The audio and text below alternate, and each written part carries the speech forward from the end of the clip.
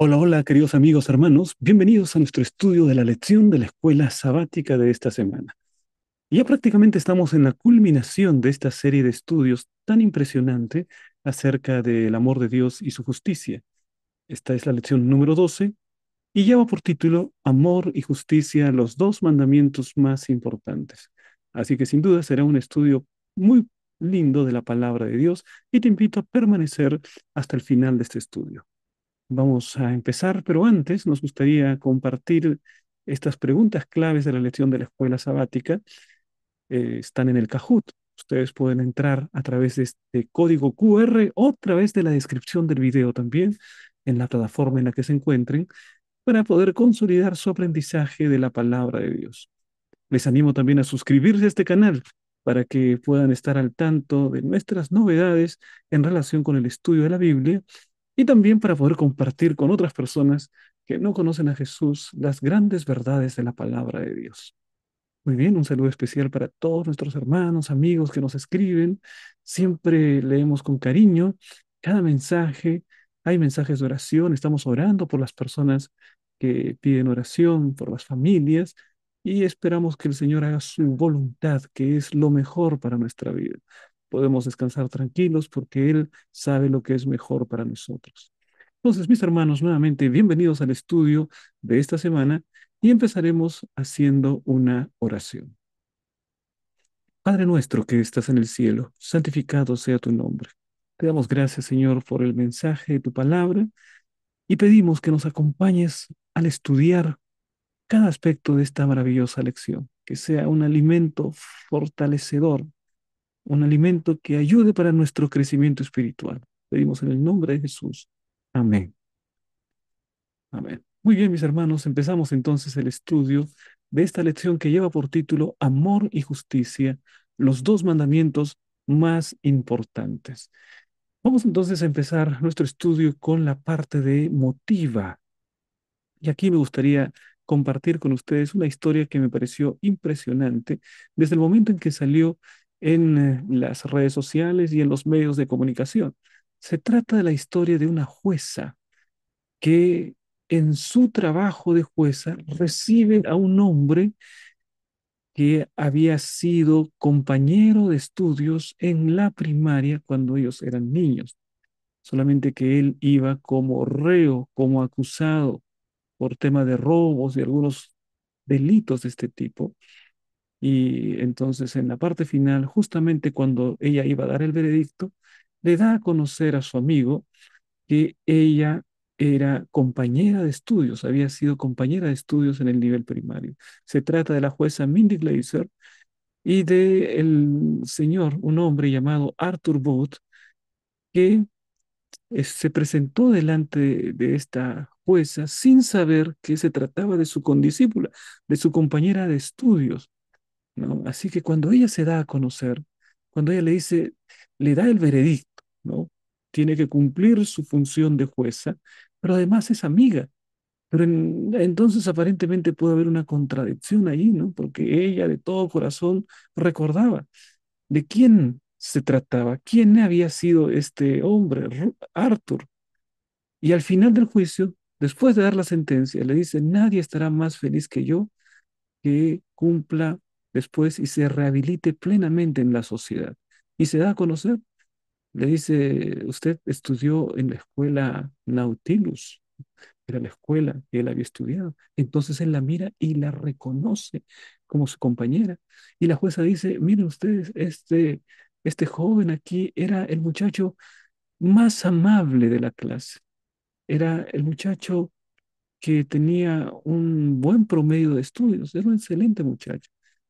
Y en ese momento Arthur empieza a llorar, ¿no?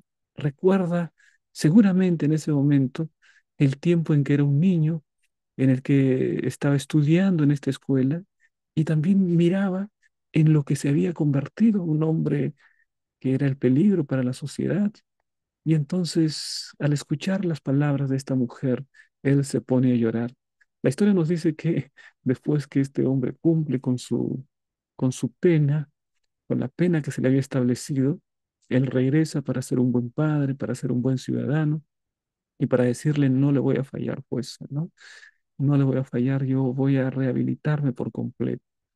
Esta figura de la jueza, recordándole que había sido un niño con tanta proyección, tan amable, un buen muchacho, un chico estudioso, y ahora quería poder retornar porque en algún momento del camino perdió el rumbo, pero él pudo retornar y entonces convertirse en un hombre de bien, gracias a la demostración tanto de justicia, porque la jueza no podía faltar a la ley e hizo conforme a lo que la ley del Estado pedía, pero al mismo tiempo también con misericordia, porque le mostró eh, amabilidad e interés por el caso que él tenía.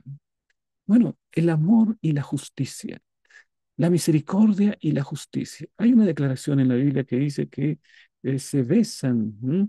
El amor y la justicia, la misericordia y la justicia en la cruz del Calvario. Pero no se trata de momentos difíciles. A veces los valores del amor y la justicia entran en contradicción. Por ejemplo, en el caso de una madre que está corrigiendo a su hijo. Ella quiere lo mejor para su hijo. Ella ama con todo su corazón a su hijo. Pero también es necesario que pueda ejercer justicia, que pueda ejercer disciplina, incluso por el bien del propio niño. Mm, No es un buen padre el que no establece justicia, corrección, disciplina para su hijo. ¿No es verdad? Forma parte de las responsabilidades paternas el hecho de poder establecer justicia, corrección. Es una demostración de amor. La disciplina es una demostración de amor también.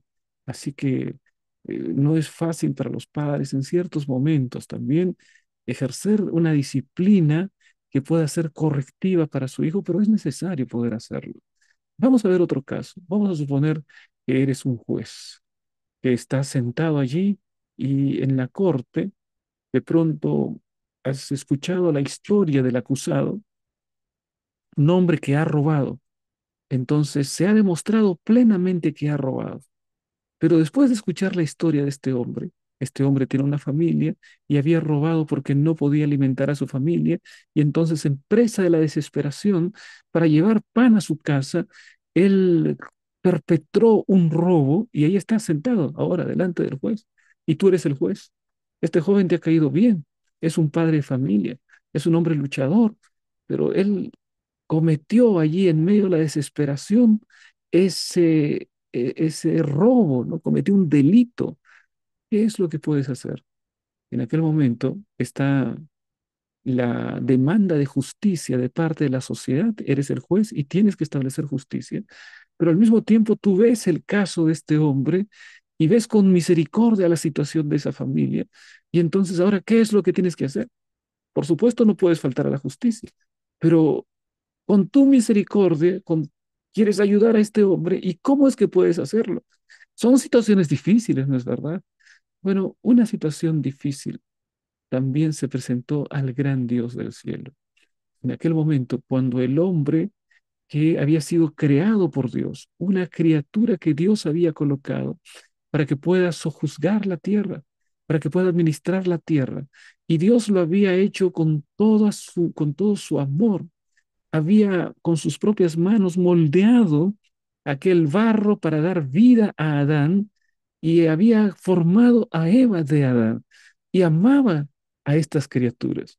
Pero ahora entraron en el pecado, la caída empezó a hacer estragos y ellos ya no quieren desaparecer y no quieren morir eternamente. Entonces el gran Dios del cielo establece un plan en el que el amor y la justicia puedan ser reconocidas, puedan ser aceptadas en el mismo nivel.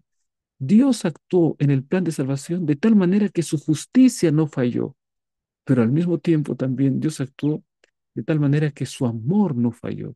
Amor y justicia de Dios fueron satisfechos en la cruz del Calvario. Si no veamos, por ejemplo, el momento cuando Jesús está enseñando a sus discípulos y vienen los fariseos trayendo a una mujer. Ellos dicen, por su propio testimonio, ellos dicen, la hemos encontrado en el acto mismo del adulterio. Y dicen todavía, y Moisés dice que mujeres como esta tienen que ser muertas. Ellos querían aplicar la justicia sin ningún rastro de misericordia. Pero ahora viene Jesús y Jesús quiere también en aquel momento ejercer misericordia sobre aquella mujer. ¿Cuál será la solución? Jesús nos dice, la ley ha sido derogada. Yo derogo esta ley para que esta mujer sea salva. No, la ley tenía que ser cumplida. Jesús da la orden del apedreamiento, ¿sí? Porque él dice, el que esté libre de pecado, que arroje la primera piedra.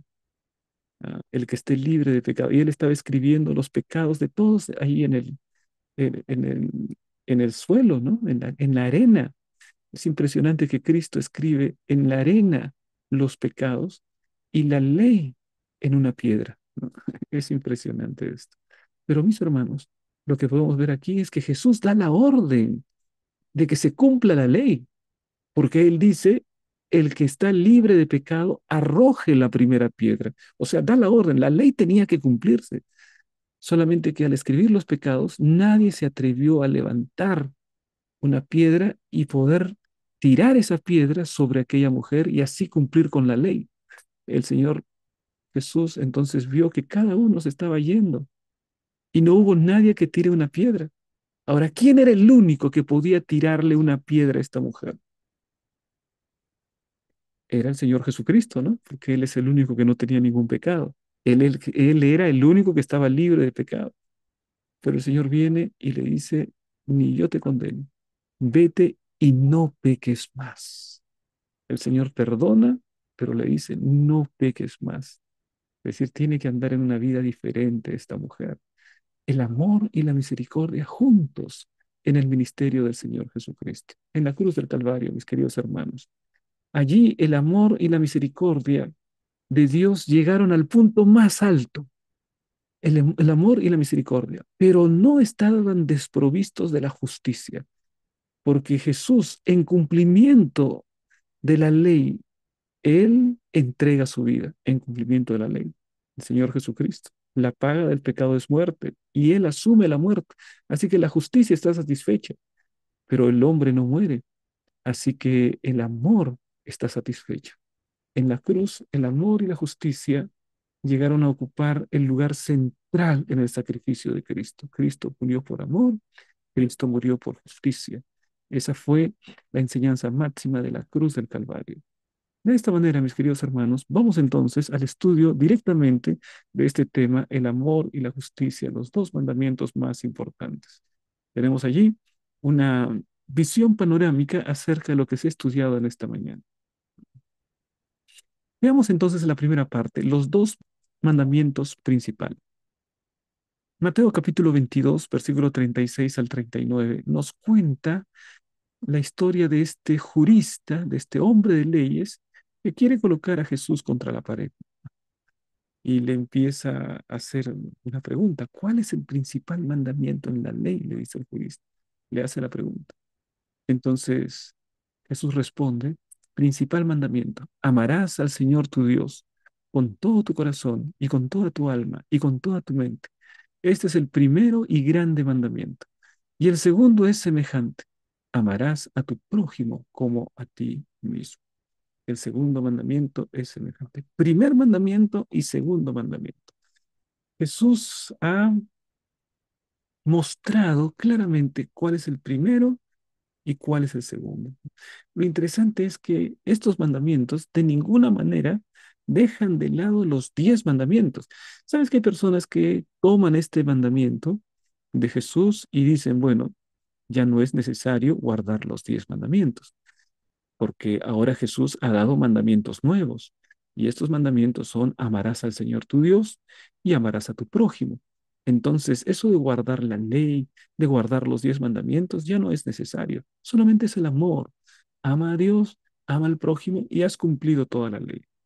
Bueno, bueno, no hay que ir tan rápido, no hay que apresurarnos. Vamos a ver cómo el Señor mismo explica este asunto y nos muestra que el primer mandamiento es un resumen de los 4 primeros mandamientos. Amarás al Señor tu Dios con todo tu corazón, con toda tu alma y con toda tu mente. Es el resumen de los primeros 4 mandamientos. y amarás a tu prójimo como a ti mismo, es el resumen de los 6 últimos mandamientos. No es que Jesucristo estaba derogando, dejando de lado los 10 mandamientos. Es que en estos dos grandes mandamientos está resumiendo toda la ley. Está resumiendo los mandamientos de Dios. Amarás al Señor tu Dios y amarás a tu prójimo. Vamos a ver en esta declaración en Mateo capítulo 19 una historia que confirma lo que estamos diciendo. Entonces vino uno, este es el joven rico, y le dijo, Maestro bueno, ¿qué bien haré para tener la vida eterna? Él le dijo, ¿por qué me llamas bueno? Ninguno hay bueno, sino uno, Dios. Mas si quieres entrar en la vida, guarda los mandamientos. Guarda los mandamientos, ahí está. Y le dijo, ¿cuáles? Porque si había algo que este joven sabía, era de guardar mandamientos. Entonces, él era una persona que andaba en la línea de la ley, ¿no? ¿Cuáles? Y Jesús les dice, mira, estos mandamientos, no matarás, no adulterarás, no hurtarás, no dirás falso testimonio, honra a a tu padre y a tu madre y amarás a tu prójimo como a ti mismo. Está refiriéndose a los 6 últimos mandamientos de la ley de Dios y resume todo eso en amarás a tu prójimo como a ti mismo. Así, mis queridos hermanos, los primeros 4 mandamientos están resumidos en amarás al Señor tu Dios con todo tu corazón y con toda tu alma y con toda tu mente. Ese es el resumen de los primeros 4 mandamientos. ¿Cómo es que expresas, cómo es que demuestras en la práctica, más allá de las palabras, más allá de los discursos, cómo es que demuestras en la práctica que amas al Señor tu Dios con todo tu corazón y con toda tu alma? ¿Cómo lo haces? Bueno, primer mandamiento, lo colocas en el primer lugar. No tendrás dioses ajenos delante de mí. Segundo mandamiento, lo amas, pues muéstralo. ¿Cómo? Adorándolo en espíritu y en verdad, no con ídolos. Tercer mandamiento, ¿cómo demuestras tu amor? Pues no tomando su nombre en vano. Cuarto mandamiento, ¿cómo demuestras tu amor? Pues teniendo comunión con Él, viviendo una vida de comunión y dedicando el sábado como un monumento recordatorio de la creación. De esa manera, guardando los mandamientos, demostramos de forma práctica que amamos al Señor nuestro Dios. ¿Cómo demuestras de forma práctica que amas a tu prójimo? Cuando respetas la vida, no matarás. Cuando te mantienes puro y respetas tu matrimonio, no cometerás adulterio. Cuando respetas la propiedad, no hurtarás, no codiciarás. ¿No? Es decir, el amor al prójimo se demuestra en el cumplimiento de los 6 últimos mandamientos. Así que toda la ley es un resumen de los mandamientos. No han quedado derogados los mandamientos. No es que fueron para el tiempo pasado. No. Jesús está diciendo, no hay un mandamiento que sea más importante que otro. Todos son importantes. Por eso los resumo. Amarás al Señor tu Dios con todo tu corazón y con toda tu alma y con toda tu mente. Y el segundo, la segunda parte de la ley, amarás a tu prójimo como a ti mismo. Por lo tanto, todos los mandamientos se resumen en la palabra amor. Amor a Dios y amor al prójimo. Y sucede que la esencia de Dios es el amor. Dios es amor, dice el apóstol Juan. Por lo tanto, los mandamientos que son amor y Dios que es amor, los mandamientos son una expresión del carácter de Dios.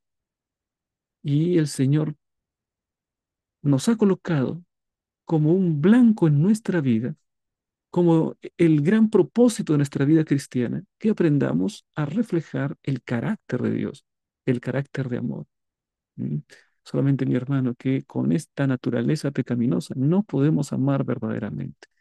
Para que podamos amar, necesitamos estar en la presencia de la fuente del amor, que es el Señor Jesucristo. Él transforma el corazón.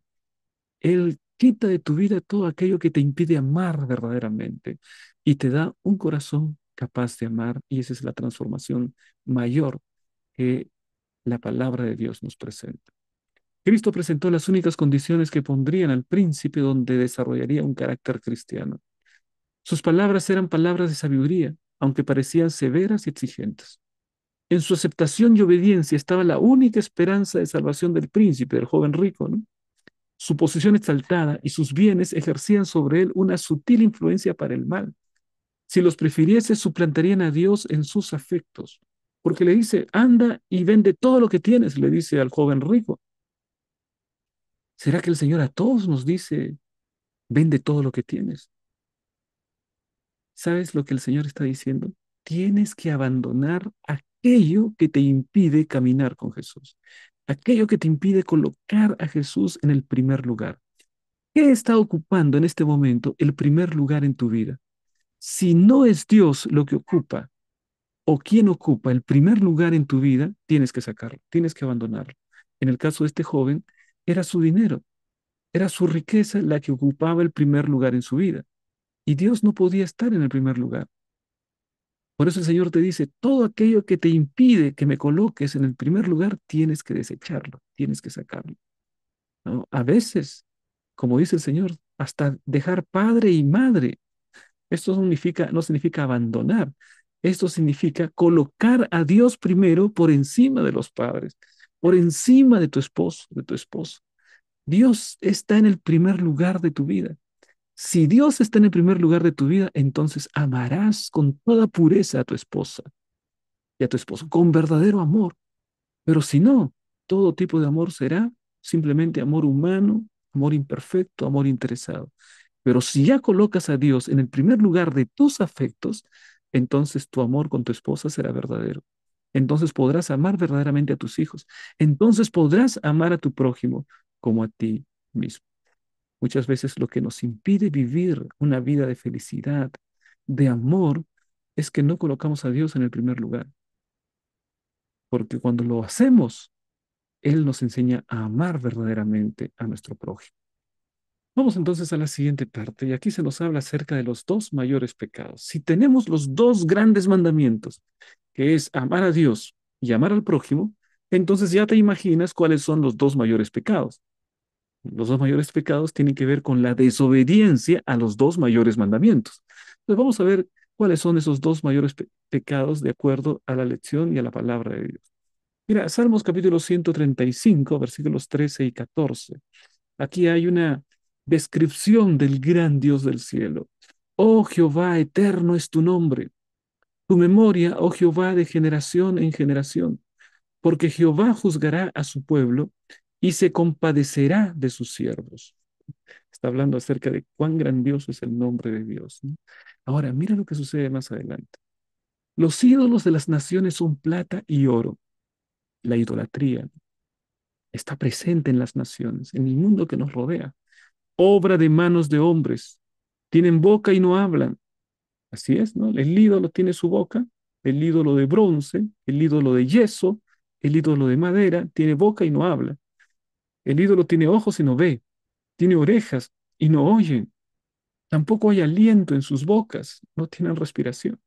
Semejante a ellos son los que hacen, semejante a ellos son los que los hacen y todos los que en ellos confían.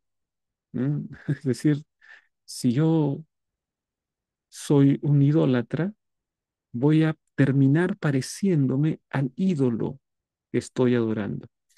Si adoro al Dios verdadero y tengo comunión con el Dios verdadero, entonces voy a aprender a reflejar el carácter del Dios verdadero.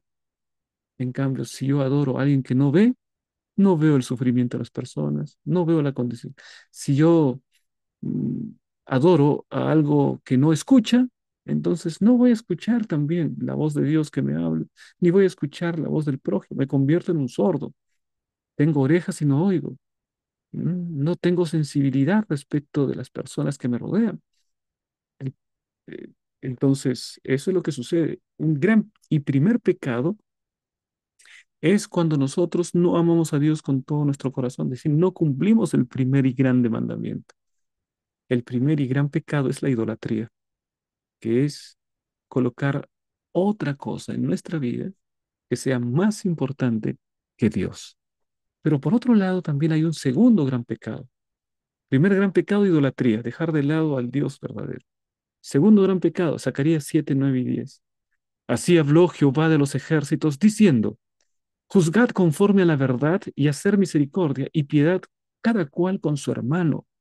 Haced misericordia, dice, haced piedad, cada uno con su hermano. No oprimáis a la viuda, al huérfano, al extranjero, ni al pobre, ni ninguno piense mal en su corazón contra su hermano. No solamente no hagas actos malos, sino que además no pienses mal en contra de tu prójimo. ¿Cuántas veces nuestro corazón piensa mal en contra de nuestro prójimo? ¿No? ¿Cuántas veces insultamos dentro del corazón y a veces directamente con palabras? Mis hermanos, este corazón es un corazón de carne, es un corazón terrible, tanto pecado, tanto resentimiento. ¿No? Hay personas que no pueden perdonar. Hay personas que guardan resentimiento por años, ¿no? ¿Conocerás alguna persona que por años no se habla con otra, que no han podido resolver sus diferencias? A veces dentro de una misma familia, hermanos que no hablan con sus propios hermanos, que nunca han perdonado, que están en problemas, que paran peleando, que no viven en armonía. Ah, Eso, mis hermanos, está en contra de la ley de Dios. La ley de Dios dice, ten misericordia, ten piedad, cada cual con tu hermano, con tu prójimo. No, no oprimas a la viuda, al huérfano, al extranjero. Mira, aquí está hablando acerca de las personas más vulnerables de la sociedad en aquel tiempo. ¿Quiénes eran los más vulnerables? Los que estaban en situación más difícil, las viudas. La viuda no tenía el esposo que la represente, que pueda ayudar en el sustento de la familia. Era un tiempo en el que el trabajo era prácticamente trabajo físico. Todo trabajo productivo era trabajo físico y era trabajo de hombres. Entonces las viudas quedaban desamparadas, los huérfanos en la misma condición, el extranjero, el pobre. Está hablando de personas en la sociedad que se encuentran en situación de vulnerabilidad. El Señor dice, no oprimáis, no actúes sin misericordia, sin piedad, no actúes en contra de las personas que se encuentran en situación vulnerable. No es la voluntad de Dios. Juzgad conforme a la verdad, a la misericordia. No pienses mal contra tu hermano en tu corazón. Mira cuántas cosas, ¿no? Oh, mis queridos hermanos, el Señor ve directamente nuestro corazón. Yo te pregunto, cuando el Señor ve tu corazón, tus sentimientos, ¿qué es lo que encuentra? Porque el hombre mira lo que está delante de tus ojos. Dice así la palabra, ¿no? Pero Dios mira el corazón. Así que si Dios mira el corazón y el hombre mira lo que está delante de tus ojos, a los seres humanos tú les puedes engañar. Puedes parecer alguien muy compasivo, muy misericordioso, muy dadivoso, con mucha integridad, con mucha solidaridad. Les puedes parecer, pero a Dios que conoce lo profundo de tu corazón. ¿Qué es lo que contempla Dios cuando contempla tu corazón? ¿Será que contempla el deseo de tener comunión? ¿Será que contempla un corazón transformado? ¿O será que contempla resentimiento? ¿Será que contempla egoísmo, orgullo, impureza, adulterio, fornicación? Todo eso está dentro del corazón. ¿Qué es lo que Dios contempla cuando contempla tu corazón? Oh, mis hermanos, cuánta necesidad tenemos de ser transformados cada día a la imagen de nuestro Señor Jesucristo. Los dos grandes pecados enfatizados a lo largo del Antiguo Testamento son faltas relacionadas con los dos grandes mandamientos, el de amar a Dios y el de amar a los demás. Los dos grandes pecados consisten en la ausencia de amor. En resumen, no se pueden cumplir los mandamientos si no se ama a Dios y a los demás. Entonces, el centro del cumplimiento de los mandamientos tiene que ver con el amor a Dios y el amor al prójimo. Mm, Qué maravilla que podamos nosotros entender plenamente el peligro, mis hermanos, de vivir una vida separado del Señor. Si no hay amor en tu vida, menos vas a amar a los que te rodean. Si no debes de la fuente del amor que es nuestro Dios, menos vas a amar a tu prójimo como a ti mismo. Si no te amas a ti mismo, menos vas a poder amar a los demás, porque el mandamiento dice, amarás a tu prójimo como a ti mismo. ¿Cómo te amas a ti mismo? Tú eres tu primer prójimo. La mejor manera de demostrar amor por nosotros mismos es corriendo a los pies de Jesucristo. porque es allí donde encuentra paz tu corazón, es allí donde encuentras consuelo, es allí donde encuentras un verdadero sentido de autoestima en el Señor Jesucristo. Ahora, cuando te amas a ti mismo, ya puedes amar a tu prójimo como a ti mismo. Por lo general, tratamos a nuestro prójimo de la manera como nos vemos a nosotros. Así es. Si una persona no se ama, si una persona piensa que no tiene valor, y es una persona que no tiene autoestima, no va a tratar bien a los que los rodean. ¿Ya? El que no tiene autoestima va a causar mucho dolor a las personas que le rodean. Va a hacer que su familia tenga dolor. ¿M? Porque no se ama a sí mismo, ¿cómo va a amar a los demás? No ama a Dios, ¿cómo va a amarse a sí mismo? Porque tú eres la obra más maravillosa de Dios, eres la obra prima, como hablan de los artistas, ¿no? La obra prima, la obra más importante de Dios eres tú, mi querido hermano. Por eso el Señor dice, a mis ojos eres de gran estima. Vamos a ver más adelante esta siguiente parte en la que Dios ama la justicia. Miren ustedes, mis hermanos, esta declaración.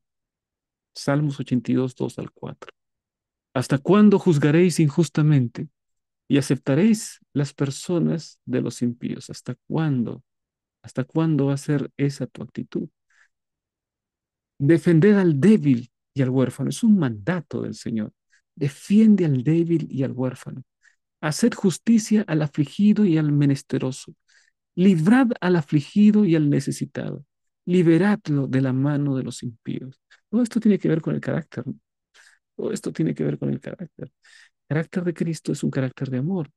Y ese amor se manifiesta cuando defiendes al débil, cuando defiendes al huérfano, cuando obras justamente con el afligido, con el menesteroso, eh, al necesitado de la mano de los impíos. Hay que librarlo también, ¿no? Está hablando acerca de una responsabilidad personal, de una responsabilidad individual, ¿no? Por ejemplo, hay personas que ven a los pobres, ¿no? A las personas pobres, necesitadas, y dice allí, el gobierno tiene la culpa, ¿no? ¿Por qué no ayuda a los necesitados? ¿Por qué no ayuda a los pobres de la tierra? El gobierno, y entonces señalan al gobierno, ¿no? Bueno, quiero decirte que la Biblia lo primero que hace no es culpar al gobierno, lo primero que hace es señalar la responsabilidad individual de cada creyente. Te está diciendo, defiende tú al débil, defiende tú al huérfano, ¿no? Haz lo que puedas hacer, hazlo en favor de las personas. Pastor, no tengo dinero, pastor, no tengo plata para solucionar el problema de la pobreza. No necesita ser una ayuda, la ayuda económica, necesariamente. Puede ser que no puedas dar una ayuda económica, pero puedes hacer una oración, pero puedes acercarte y mostrar empatía, pero puedes acercarte y dar una palmada y decir Dios te bendiga y decir que el Señor te dé fuerza. Vamos, sigue adelante, que no pare esa lucha, no te des por vencido. Eres una persona valiosa en Jesucristo. Esas cosas muchas veces, generalmente valen más que el dinero. Es empatía. No es la falta del dinero lo que acaba con las personas, es la indiferencia. ¿Ah? Entonces, no tercerices, no digas, es el gobierno, yo para eso pago mis impuestos, para que atienda a los pobres. No, cuando el Señor venga y divida, ¿no es cierto? Ahí está el juicio de las naciones en Mateo capítulo 25, ¿no? Porque tuve hambre y me disteis de comer, tuve sed y me disteis de beber, fui forastero y me recibisteis. Es decir, el Señor está hablando de una responsabilidad individual, ¿no? Porque si no, entonces podríamos decir, ah, ya, esta gente que trabaja en el gobierno, que trabaja ayudando a los pobres, entonces ellos sí están haciendo algo por los pobres. No, están haciendo con el dinero del gobierno, pero la responsabilidad es individual. No tercerices, mi querido hermano, la responsabilidad que Dios coloca en tus manos. ¿M? Cada uno debe ser un agente de justicia, de amor. Cada cristiano debe reflejar el carácter de Cristo en su propia vida y en sus actos, y en sus palabras y en sus pensamientos. Miqueas capítulo 6 versículo 8. Oh hombre, Él te ha declarado lo que es bueno. ¿Y qué pide Jehová de ti? Solamente hacer justicia, amar misericordia y humillarte ante Dios. En este caso está perfectamente en el hebreo cuáles son las prioridades. porque el hebreo, la parte más importante es la que queda para el final. ¿Cuál es la parte más importante? Humillarte ante tu Dios. Cuando te humillas delante de Dios, vas a amar misericordia. Cuando te humillas delante de Dios, vas a hacer justicia. Así que nuestra mayor necesidad no es hacer justicia ni amar misericordia. Nuestra mayor necesidad es humillarnos delante de Dios. Y cuando nos humillemos delante de Dios, el primer fruto, hacer justicia. El primer fruto, amar misericordia. El camino para hacer justicia y amar misericordia es humillarnos delante de Dios. Juan 3:35, 13:35. En esto conocerán todos los que sois mis discípulos, si tuviereis amor los unos por los otros. La marca distintiva del cristiano es el amor que manifiesta hacia sus prójimos, hacia las personas que lo rodean. ¿Cómo trata a las personas que rodean? Eso es la manera como uno muestra el carácter de Cristo en su corazón. Mira lo que dice Primera de Juan. Si alguno dice, yo amo a Dios y aborrece a su hermano, es mentiroso. O sea, es mentiroso en lo que dice. En realidad no ama a Dios. Es mentiroso. Pues el que no ama a su hermano, a quien ha visto, ¿cómo puede amar a Dios a quien no ha visto? Y nosotros tenemos este mandamiento de él. El que ama a Dios, ame también a su hermano. Eso es en sentido cronológico en la experiencia de la persona. Primero Dios en nuestra vida. Así es, mi querido hermano. Primero Dios en todos tus esfuerzos. Primero Dios al empezar el día. Primero Dios en tus pensamientos. Primero Dios en tu comunión. Primero Dios en tu voluntad. Y el que ama a Dios, amará a su hermano. Es imposible que ames a Dios con todo tu corazón, con toda tu mente y no ames a tu hermano. Es imposible. Mm. Pero es posible que tú manifiestes amor por tu hermano, por tu hijo, por tu madre. Es posible eso, ¿no?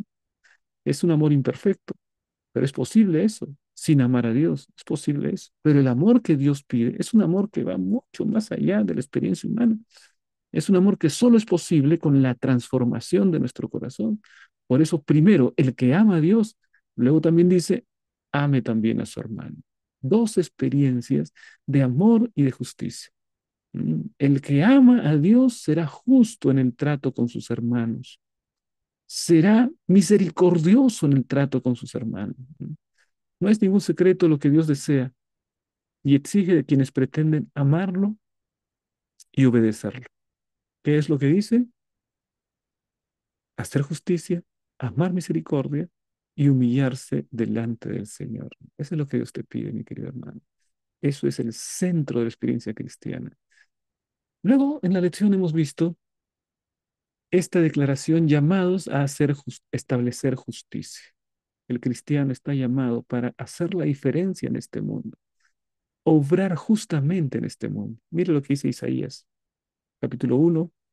Lavaos y limpiaos, quitad la iniquidad de vuestras obras de delante de mis ojos, dejad de hacer lo malo, aprender a hacer el bien, buscad el juicio, restituid al agraviado, haced justicia al huérfano, amparad a la viuda. Mira, todo tiene que ver con el amor al prójimo aquí. Está hablando aquí acerca de las personas necesitadas dentro de la sociedad, ¿no? Tenemos que aprender a hacer el bien, buscar el juicio, restituir al agraviado, obrar justamente, ¿no? Es decir, no es difícil para nosotros tener misericordia para con nuestros hijos, ¿no? ¿Cómo no vas a amar a tu hijo?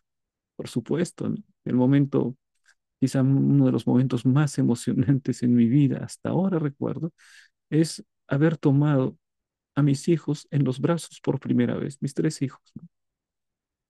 Tuve oportunidad de entrar en el nacimiento de los dos primeros a la sala de la maternidad. Ahí estaba mi esposa, más o menos inconsciente en el momento del parto, y el médico sosteniendo y entregándome la enfermera a mi hijo, ¿no? Qué sensación más. Hasta ahora, eso es una de las cosas que más han marcado mi vida, ¿no? ¿Cómo no vas a amar a tu hijo? ¿Cómo no vas a amar a tu hija? De modo natural, ¿no es cierto? en el mundo natural, entre los animales.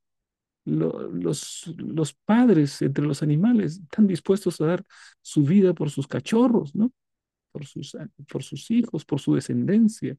Esto está dentro de la irracionalidad del animal, el hecho de poder incluso dar la vida por su crianza, por sus descendientes, por sus cachorros, es algo que forma parte, ¿no? Del instinto animal, ¿no? Pero el Señor nos habla ahora de ir más allá de amar a aquellos que son nuestra familia, aquellos que nos hacen el bien, no, sino amar más allá de las fronteras de nuestro círculo al que sufre, una prioridad, ¿no? Ahí está el que sufre, el que está pasándola mal, allí para que puedas tú, ¿no?, ejercer un amor semejante al de Cristo. Contempla eso, mi hermano. Cuando veas a alguien en necesidad, contempla eso como un llamado para la acción. Cuando veas a alguien en un momento de tristeza, esté presente. Y a veces no tienes que decir nada, a veces solamente es cuestión de dar un abrazo, nada más, y decirle, yo estoy aquí, estoy contigo, Dios está contigo, y hace la diferencia en ese momento, ¿no? Entonces, no se trata únicamente del dinero, ¿no? En ese caso, solamente los ricos serían los más solidarios y podrían tener oportunidad de dar más.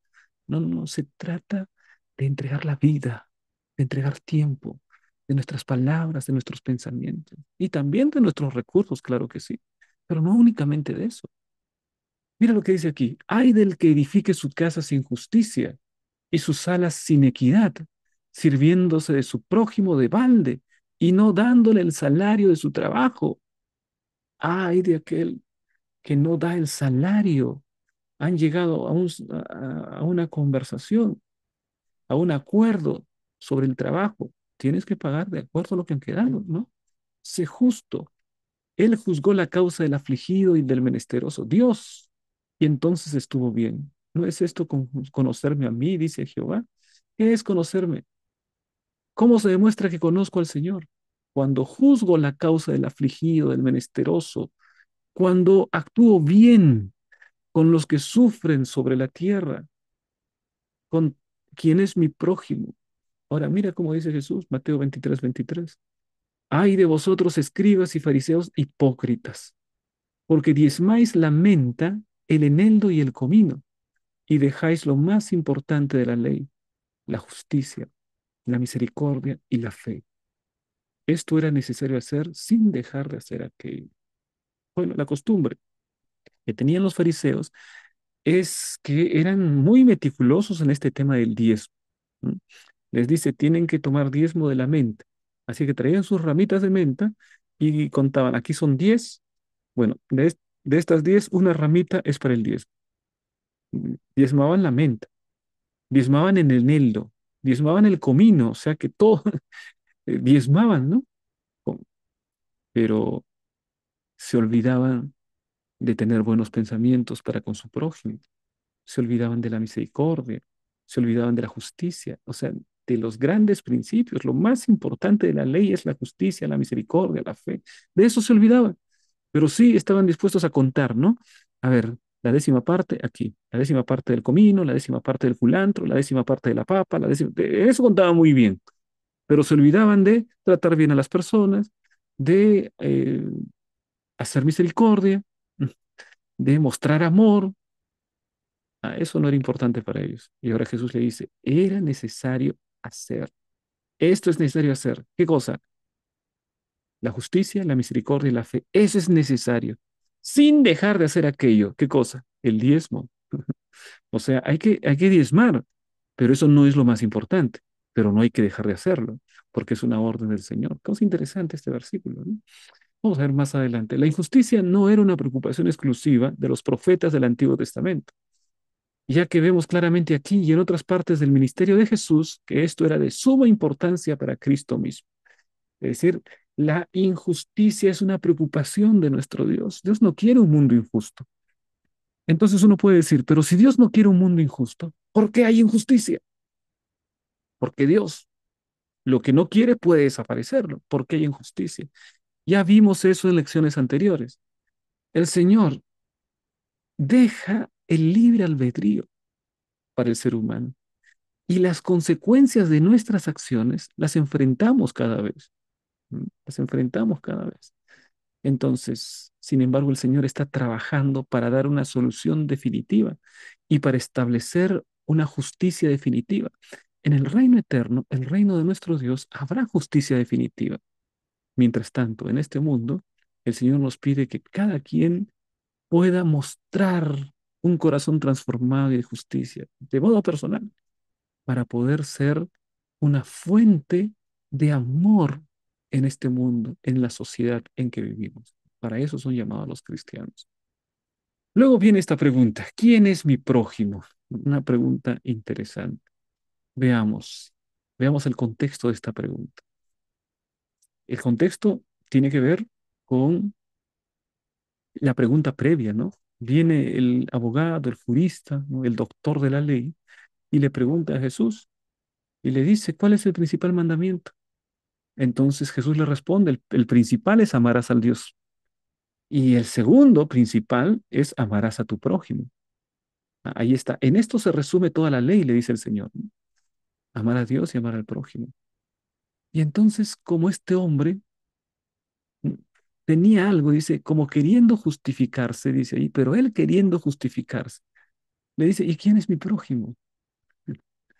Como diciendo, no sé quién es mi prójimo, por eso no he cumplido, ¿no? Si yo supiera quién es mi prójimo, entonces yo cumpliría. A ver, dime, Señor, ¿quién es mi prójimo? Y ahí Jesús cuenta la parábola del buen samaritano. O sea, la parábola del buen samaritano es una respuesta a la pregunta, ¿quién es mi prójimo? Qué impresionante Jesús, ¿no? Porque Jesús es un maestro que no le responde inmediatamente la respuesta, ¿no? El hombre dice, ¿quién es mi prójimo? Jesús podría haberle dicho, bueno, tu prójimo es aquel que necesita de ti. Ese es tu prójimo. Podría haber respondido. Pero Jesús cuenta una historia para que el propio doctor de la ley dé la respuesta. O sea, le cuenta la historia para que él mismo dé su respuesta. Jesús no le dice quién es su prójimo. Es el propio hombre que va a deducir, que va a entender quién es su prójimo. Es un maestro extraordinario, ¿no? No ha habido otro maestro como Jesús. Ahí le cuenta la parábola del buen samaritano. Un hombre descendía de Jerusalén a Jericó y cayó en manos de los ladrones, dice allí, los cuales le despojaron e hiriéndole se fueron dejándole medio muerto. Entonces vinieron los ladrones, el camino, mira, Jerusalén a Jericó. Mm, eh, Esto quiere decir que Jesús estaba describiendo un evento real. ¿No? Este hombre que descendía de Jerusalén a Jericó cayó en manos de los ladrones, lo despojaron, lo dejaron medio muerto, estaba en el camino peligroso, y ahí estaba. Entonces ahora Jesús comienza describiendo ese momento. La gente estaba atenta, escuchando esta historia. Aconteció que descendió un sacerdote por aquel camino y viéndole pasó de largo. El sacerdote, ¿no? Aquel que tiene responsabilidades en la iglesia, responsabilidades ministeriales. Él ve y a pesar que siempre en el púlpito andaba predicando acerca del amor, de la justicia, del amor al prójimo, ahora que tiene la oportunidad de ayudar al prójimo, en lugar de ayudarlo, pasa de largo, ¿no? Quizá pensando, este lugar es peligroso. Mira lo que le ha pasado a este pobre hombre. Y quizá pensando que diciendo pobre hombre, ya era suficiente para mostrar empatía, ¿no? La empatía de muchos solamente queda en pobre hombre. Decir pobrecito este. A ver, ya de una vez tú también di pobrecito para que vayamos a hacer otras cosas, ¿no? Sí, para olvidarnos. Este hombre mira y pasa de frente. La indiferencia. Luego dice, asimismo un levita, es decir, una persona como un líder laico, ¿no? Una que estaba dentro del templo, aunque no era un sacerdote, pero trabajaba en las cosas de la iglesia. Quizá un diácono, quizá un anciano de iglesia, ¿no? No una persona que tenía un cargo oficial en la congregación, como un sacerdote, era un laico. Y entonces viéndole, pasó de largo. Dice, llegando cerca de aquel lugar, parece que el levita, por curiosidad, llega más cerca que el sacerdote. Pero una vez que lo ve, uy, está medio mal, pasó de largo. Estaba necesitando ayuda. y no lo ayudaron. Pero la historia da un giro impresionante. Habría que entender el contexto de aquel tiempo, de odio de los judíos hacia los samaritanos. Y en la historia de Jesús es el samaritano el que ejerce la compasión, la misericordia. Pero un samaritano, dice, o sea, había pasado el sacerdote, un hombre encumbrado, un hombre líder de Israel, pasa de largo, no le hace caso al pobre hombre que estaba necesitando de su ayuda. Pasa el levita y lo mismo. Es decir, pasan judíos y no ayudan. Pero después dice, un samaritano, el más odiado, el más discriminado, aquel que ni siquiera querían entrar en ciudades. El samaritano, los judíos no querían pasar ni por las ciudades de los samaritanos. Pero Jesús toma a un samaritano. Iba de camino, vino cerca de él y viéndole fue movido a misericordia, lo vio y su corazón se sintió movido de misericordia. El que había sido dejado medio muerto era un judío. O sea, los judíos eran el sacerdote, el levita, pero también aquella víctima. Así que la propia gente de su nación, los judíos, no lo ayudaron.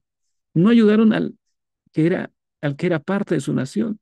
Pero viene un samaritano, alguien que era odiado, discriminado. Quizá si este hombre que era víctima en algún otro momento lo hubiese visto, quizá ni siquiera lo hubiese saludado, ni lo hubiese visto al samaritano, porque era un judío de aquellos.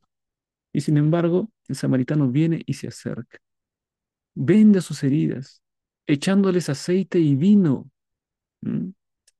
Poniéndolo en su cabalgadura, lo llevó al mesón, lo lleva hasta el mesón, cuidó de él en el mesón, pero al día siguiente tenía que partir, sacó 2 denarios, dio dinero, el denario más o menos serían unos 100 soles, y los dio al mesonero y le dijo, cuídamele, y todo lo que gastes de más, yo te lo pagaré cuando regrese. O sea, este samaritano iba a regresar e iba a hacerse cargo de la deuda de este hombre, porque había quedado sin nada, le habían robado, así que él mismo no podía, pero dice, yo me voy a hacer cargo, no te preocupes, atiéndolo. Pues cuando regrese, ahí yo te voy a pagar si tienes que gastar de más. Ahí está la historia. Es una historia tremenda. Es una historia contracultural, ¿no? Porque va contra la cultura establecida en aquel tiempo. El samaritano no podía ser sino el protagonista de villano. Los villanos en las historias que las madres contaban eran los samaritanos, ¿no? Estos samaritanos. Y entonces así se iba inculcando el odio de los samaritanos de generación en generación. Pero ahora Jesús viene y cuenta la historia en donde el samaritano no es el villano, el samaritano es el protagonista, es el bueno de aquella historia. Eso va contra el pensamiento de los judíos, samaritano. Y ahora Jesús viene y le hace la pregunta, ¿quién pues de estos tres, es decir, el sacerdote, el levita, el samaritano, te parece que fue el prójimo del que cayó en manos de los ladrones? ¿Quién actuó? ¿Quién amó al otro como su prójimo verdaderamente? Y el doctor de la ley se vio ahí obligado a dar una respuesta.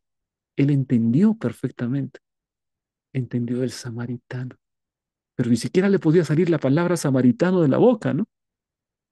Pronunciar la palabra samaritano le parecería una ofensa para él. Cada vez que querían hablar de los samaritanos, ellos hablaban de insultos, hablaban de ese tipo de cosas, pero no decían la palabra samaritano. Así que ni siquiera al pobre le salió la palabra samaritano de la boca. Jesús le pregunta y él dijo, el que usó de misericordia. Aquel que usó, no el samaritano. No podía ni pronunciar el pobre la palabra samaritano. Quiere decir, no amaba a su prójimo. Por eso es que la historia empieza diciendo, él queriendo justificarse. ¿Por qué? Porque no amaba al prójimo. Y entonces, ¿cómo se justificaba que no amaba al prójimo? ¿Cómo se justificaba? Diciendo, yo no sé quién es mi prójimo. Por eso es que no lo amo. Si yo supiera quién es mi prójimo, entonces lo amaría. Por eso Jesús cuenta la parábola del buen samaritano y le dice, mira, el prójimo es aquel que está en necesidad, el que no puede valerse por sí mismo, ese es tu prójimo. ¿Quién fue el que actuó bien con su prójimo? ¿Quién fue? El que usó de misericordia. No dice el samaritano, ¿no? Pero ahí Jesús le dice exactamente qué es lo que estaba necesitando. Jesús le dijo, ve y haz tú lo mismo. O sea, ama a tu prójimo como a ti mismo. Haz lo mismo. ¿De dónde vino la lección? De los labios de Jesús. Pero el hombre reconoció entonces quién actuó como prójimo realmente, cómo es el que ama realmente a su prójimo. Es el que ayuda, es el que, a pesar del peligro, está ahí presente. El prójimo fue el buen samaritano. Jesús es el buen samaritano en nuestra vida, sin duda. Jesús es el buen samaritano en nuestra vida, porque Él nos encuentra en una condición triste, lastimosa. Satanás nos ha golpeado, nos ha dejado tirados. Otros pasan de modo indiferente y no se ocupan de nosotros, pero viene Jesús y te coloca aceite. El aceite representa el Espíritu Santo y te coloca vino. El vino representa su sangre maravillosa y te restaura y te coloca en el mesón. El mesón representa la iglesia. Y entonces él dice, hasta que regrese, o sea, él va a regresar. Toda una historia, ¿no es cierto?, que hay detrás de la parábola del buen samaritano. Jesús no vino solamente a hablar de justicia, sino que vino a traer la justicia.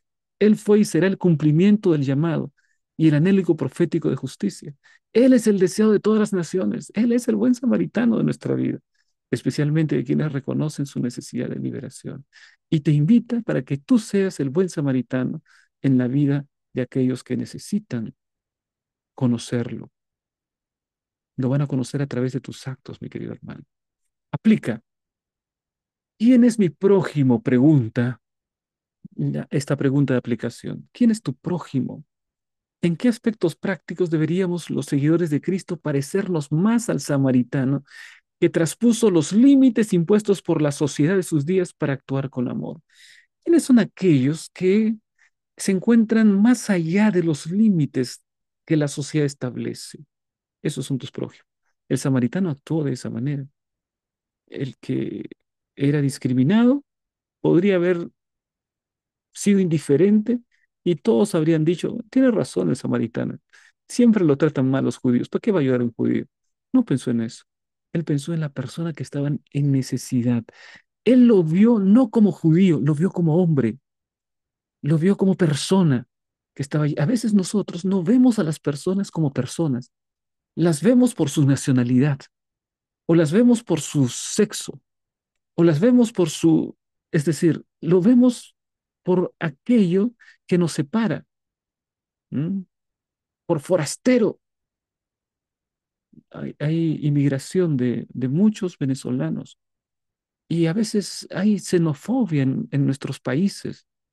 Eh, Estamos hablando de un caso que está latente en nuestro tiempo. El Señor no te dice que trates a las personas por su nacionalidad, sino que los trates por ser hijos de Dios, ¿ah? Por ser seres humanos. El samaritano no lo vio como judío, lo vio como hombre necesitado, lo vio como su prójimo.